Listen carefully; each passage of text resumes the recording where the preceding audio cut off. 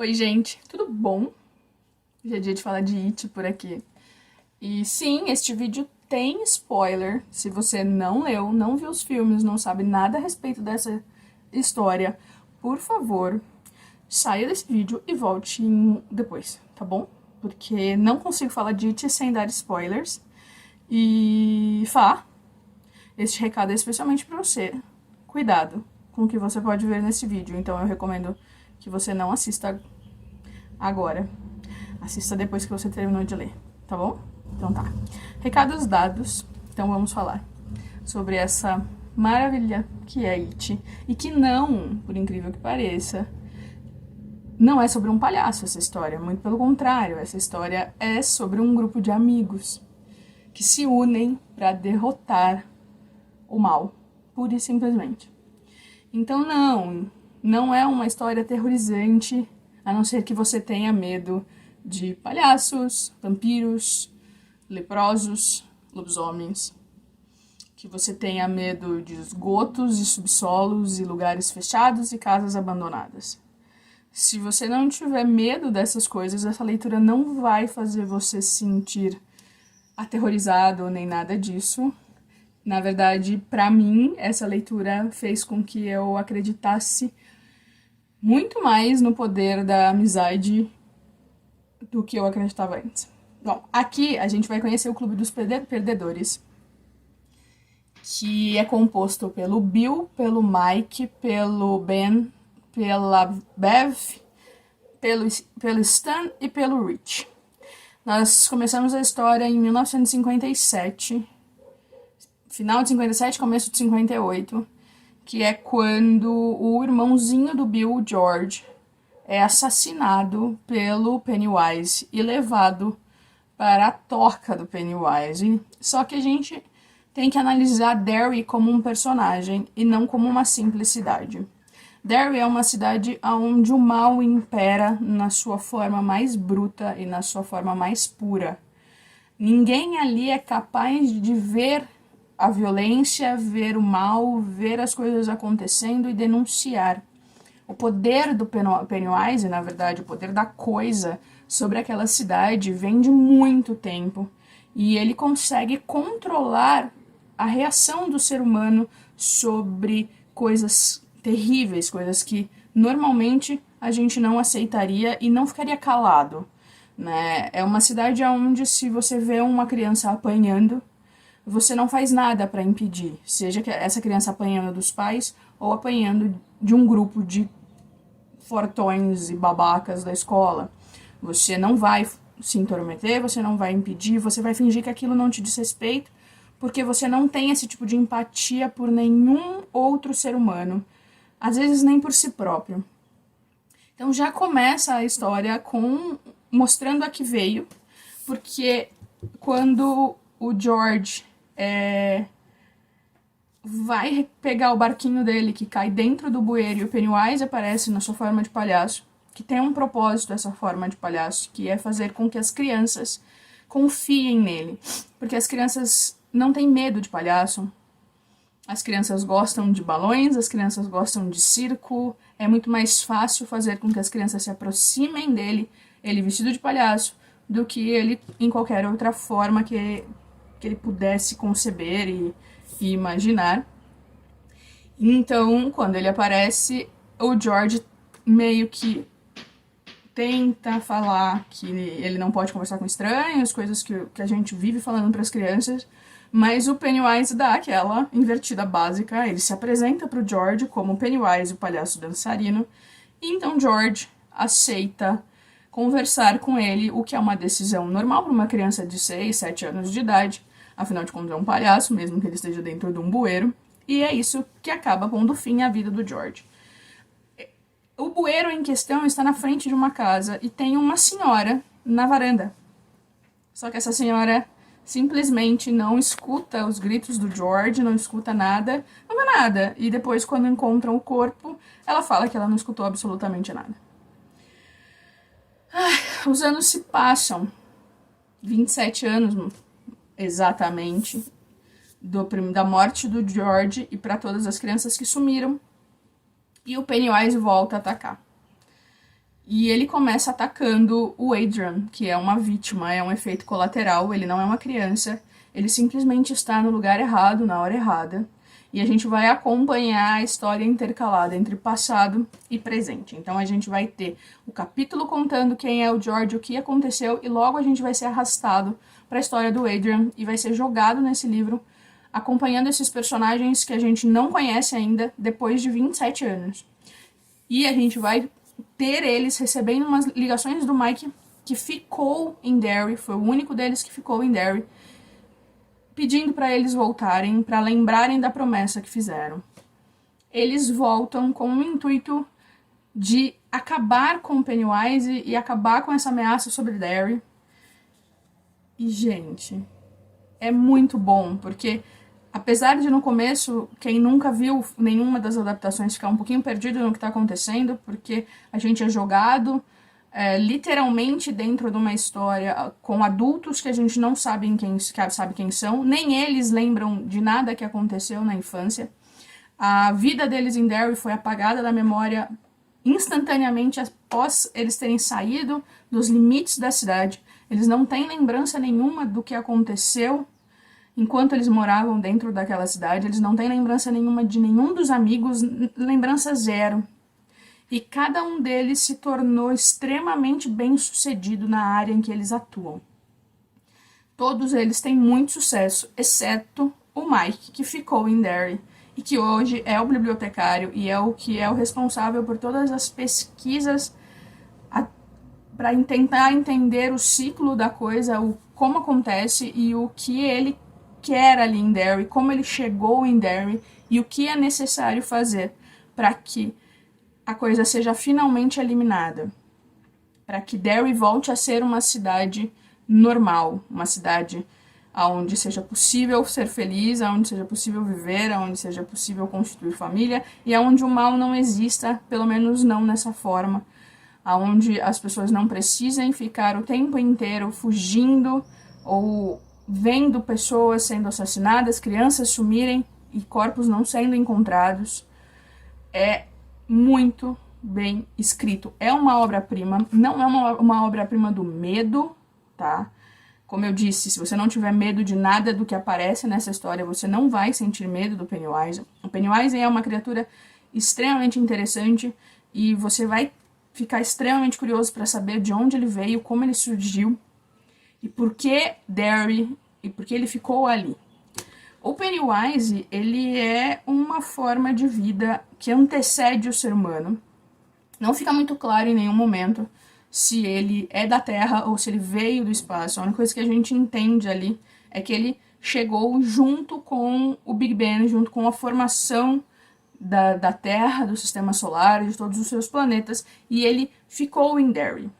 Derry, ela é atacada a cada 27 anos, que é o período de hibernação do Pennywise, e ele, em uma desses períodos de vida dele, ele simplesmente dizimou a cidade inteira. Existe uma outra história onde o Derry simplesmente foi evacuado às pressas. As pessoas fugiram de Derry, deixando suas coisas para trás. Nada era explicado, e com o passar dos anos e a evolução e toda a parte de economia e tudo, Derry foi se transformando em uma cidade grande, em uma cidade produtiva, e ele conseguiu atacar, exercendo a sua influência sem que levantassem grandes suspeitas. Até que apareceu o Clube dos Perdedores e a sorte dele foi lançada. Ele nunca teve ninguém nem nada páreo a ele que impedisse ele de fazer o que ele sempre fez, que impedisse ele de matar as pessoas para se alimentar. E ele se alimenta não só da carne, mas também do medo. Por isso que ele se transforma em várias coisas, mais ou menos assim. Você tem medo de lobo, ele vai se transformar num lobo para te atacar, porque o medo alimenta ele. O medo alimenta Derry.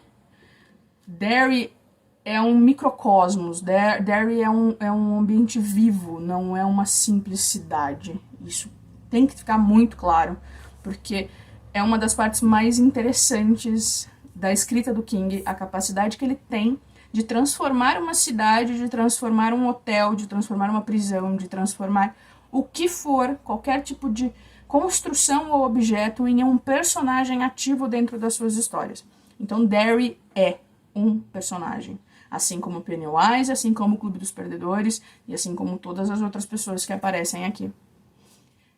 A gente vai ter o Clube dos Perdedores, cada um com uma história de vida muito diferente, e todos eles sofridos de certa forma. Então a gente tem o Bill, que perde o irmão no começo do livro e que vê a sua família se desintegrar depois que isso acontece. Ele perde todo o amor, todo o carinho e toda a atenção que ele tinha dos pais, simplesmente porque os pais não conseguem lidar com essa perda, o que é compreensível, mas o que não tira um pouco da culpa dos pais de abandonar o filho mais velho simplesmente porque o outro morreu.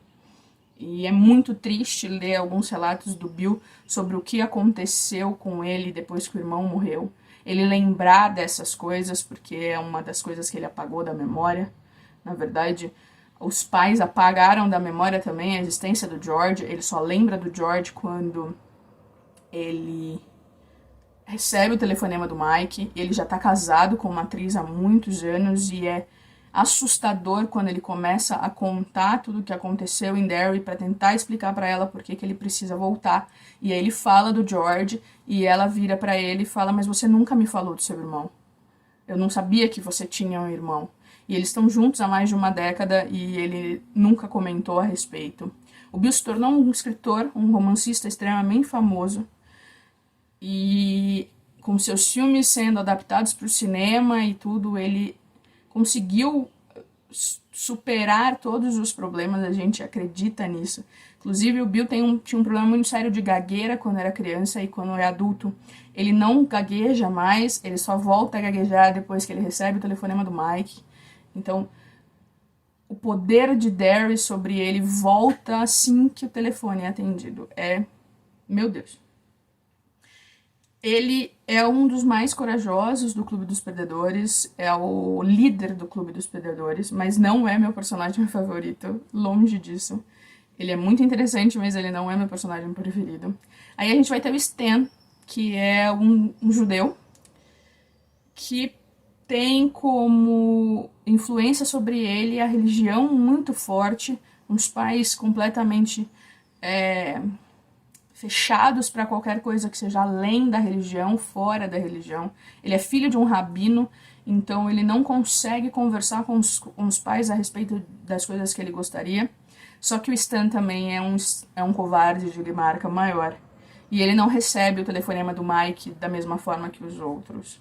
É uma das coisas que fica muito claro. A personalidade do Stan, a gente entende muito quando o telefone toca. E as decisões que ele toma após esse telefonema são chocantes. A gente tem o Richie, que é o comediante da turma, que é um dos melhores personagens desse livro. E ele é o coitado que é o quatro olhos, que ninguém leva ele a sério, que é o tempo inteiro zoado na escola, sofre um bullying tremendo por um dos garotos daquela escola. E ninguém parece ver nem ouvir nada disso que acontece com ele, mas ele vira um grande radialista e um grande comediante. E quando ele recebe o telefonema do Mike, ele lembra de tudo o que aconteceu, lembra dos amigos, lembra absolutamente tudo. E sim, ele também, assim como o Bill, resolve voltar para Derry para acabar de vez com essa ameaça. A gente tem a Bev, que é a única menina do grupo, que é uma menina extremamente forte e que passou por coisas terríveis durante a infância.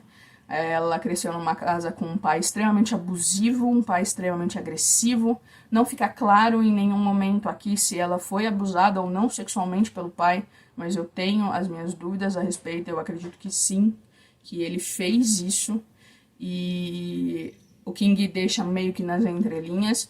E ela virou uma estilista extremamente famosa, assim, que cresceu e tudo, tem muito dinheiro, mas ela é casada com um cara que é o espelho do pai dela. Isso não, ela, por mais que ela não lembre de tudo que ela sofreu na mão do pai, ela repete os mesmos erros e ela busca nos seus relacionamentos pessoas iguais aos seus pais, igual ao pai, igual a tudo o que ela passou. O marido dela é um ogro extremamente abusivo, agressivo, violento, né? É o tipo de cara que acha que a obrigação da mulher é obedecer e acabou, né? Ela não tem direito a pensar, ela não tem direito a sonhar, ela não tem direito a nada. Mesmo que nesse caso quem seja o provedor é a Bev, é a empresa da Bev que dá dinheiro e ele trabalha na empresa dela. E ela, assim que recebe a ligação do Mike, ela não pensa duas vezes, ela não pensa nas consequências da sua escolha e o que o marido dela poderia fazer com ela. E a cena dela saindo da casa para pegar o voo para Derry é angustiante. A descrição que é feita, as consequências e tudo é simplesmente angustiante. Eu tenho sempre que parar para respirar quando eu resolvo reler este livro, porque essa cena é a pior cena do livro para mim. É a mais crua, a mais real, a mais palpável, porque envolve apenas seres humanos, não tem nem nada sobrenatural, então é muito, muito, muito difícil. Aí a gente tem o Ed, que é o cara mais estranho que eu já vi na vida. Ele tem uma mãe extremamente hipocondríaca e ela tem mais algum transtorno que eu não lembro, mas pra ela o Ed tá sempre doente. Inclusive, ele tá sempre achando que ele está doente quando criança. E quando ele cresce, ele é dono de uma companhia de transporte, de limusines e tipo táxi chique. Super bem sucedido, como todos os outros. Só que ele casou com uma mulher igualzinha a mãe dele. Todos os aspectos. É barato, porque ela refletida é louco, é surreal. É um negócio assim que você fica, meu Deus do céu, onde que o Ed amarrou o burrinho dele. É uma das pessoas mais problemáticas dessa história, mas é um dos personagens mais legais, porque apesar de tudo, apesar de todo o medo de ficar doente que a mãe dele incutiu nele quando era criança, de quebrar algum osso ou de quebrar alguma coisa, ou de morrer, ou de qualquer coisa assim, ele não hesita em estar próximo aos amigos, tanto na fase deles jovens como na fase deles adultos. Ele não pensa duas vezes antes de ir para Derry novamente, ele atende prontamente o pedido do Mike. Então, olha, é fantástico, fantástico, fantástico, fantástico, fantástico. A gente tem o o Ben, que é o gordinho da turma, que é a coisa mais fofinha, mas é um cara que também tem uma história de vida, um background complicado. O pai dele abandonou a mãe dele, ou o pai dele morreu, eu não lembro muito bem exatamente o que aconteceu, mas a questão toda é que ele é criado por uma mãe solteira, e a mãe dele é ausente, porque ela precisa trabalhar para sustentar o filho e tudo. E a mãe dele é daquele tipo de pessoa que acredita que quanto mais a criança come, mais saudável, mais feliz ela é. Ela tenta suprir a sua ausência, deixando bem comer tudo o que ele quer, quando ele quer e como ele quer, e isso causa a obesidade dele e todos os problemas dele dentro da escola. Ele é apaixonado pela Bev, que é a coisa mais bonitinha de acompanhar quando eles são crianças, é muito fofo. Mas ele tem um ponto de virada muito grande quando eles saem de Derry e ele é desafiado pelo treinador da escola, onde ele foi morar, falando que nunca que ele conseguiria emagrecer e ser capaz de entrar para o time. E era de corrida, se eu não me engano, e ele resolve então que ele vai provar para esse treinador que ele é capaz, e ele acaba provando, consegue, mas ele se recusa a entrar no time. Mas ele vira uma pessoa totalmente diferente, e ele, assim como os outros também, é muito bem sucedido, ele é um arquiteto. E ele também volta para Derry, mas ele é um dos que volta para Derry com muito receio do que ele pode encontrar ali. Porque foram anos muito difíceis para ele, os anos que ele morou em Derry, então ele fica meio que, né, meio que fora, assim, vamos, mas não sei o que vai acontecer. E a gente tem o Mike, que é o que fica, né, em Derry, que é o responsável por ligar para todos eles. É o único negro da história, eu acredito que seja o único negro da cidade, então a quantidade de racismo que ele sofre durante toda a vida dele é muito grande. Ele perde os pais num incêndio e ele vai morar com o avô. E quando o avô está morrendo, o pai dele está morrendo, é meio confuso essa parte realmente. Ele conta um incêndio que houve no Black Spot, em Derry, que era um lugar onde os soldados negros frequentavam e que foi incendiado. E ele vai fazer uma ligação maravilhosa entre o Iluminado e It, porque ele vai contar sobre o Dick Halloran, que é o cozinheiro do Overlook, do Iluminado, e que é o responsável por salvar a vida do pai do Mike, do vô do Mike, nesse incêndio. Então é muito legal essa ligação entre os dois livros. Mas o Mike não tem muito o que acrescentar, ele ficou lá em Derry e assim que as coisas começaram a voltar a acontecer, ele liga pro Clube dos Perdedores e eles voltam para a cidade. E a reunião deles num restaurante chinês tem uma cena com os biscoitinhos da sorte, que eu nunca mais comi biscoitinho da sorte do mesmo jeito. Nunca mais. Eu como com receios, porque é nojenta aquela cena. E aí a gente vai acompanhar todos eles buscando as suas memórias. Eles precisam encontrar as suas memórias e encontrar algo que lembre o porquê eles estão ali em Derry, que faça eles lembrarem de tudo que eles fizeram quando eles eram criança e do que eles fizeram para atacar e machucar o Pennywise. Eles conseguem impedir que o Pennywise continue matando. Eles interrompem o ciclo do Pennywise antes do fim. Em 85, em 57, 58.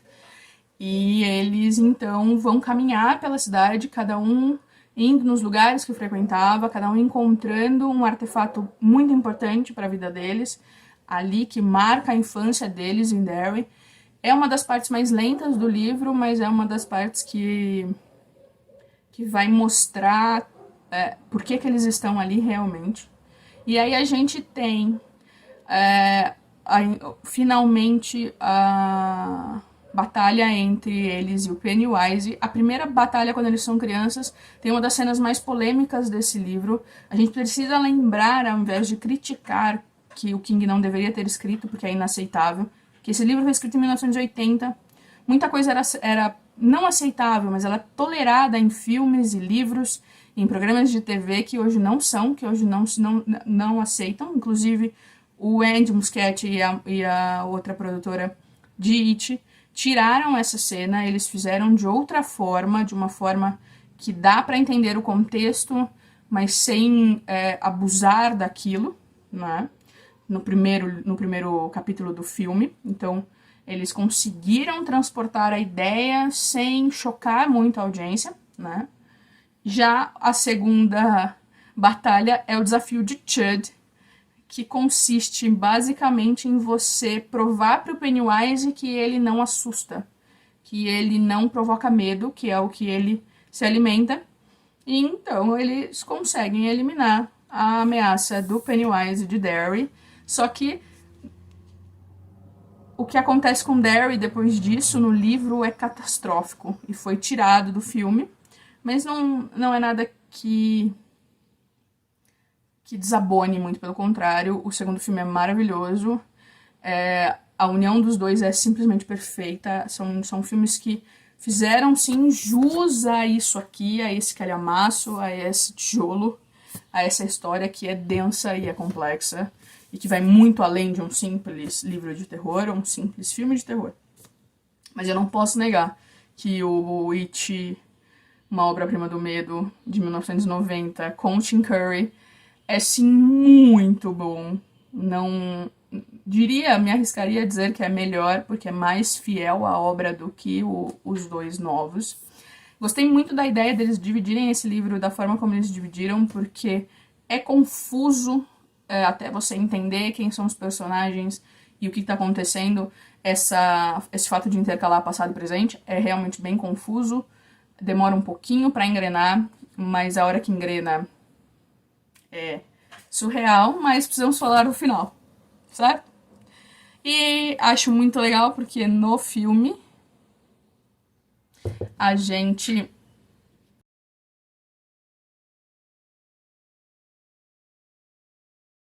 no filme, no primeiro filme, a gente tem o final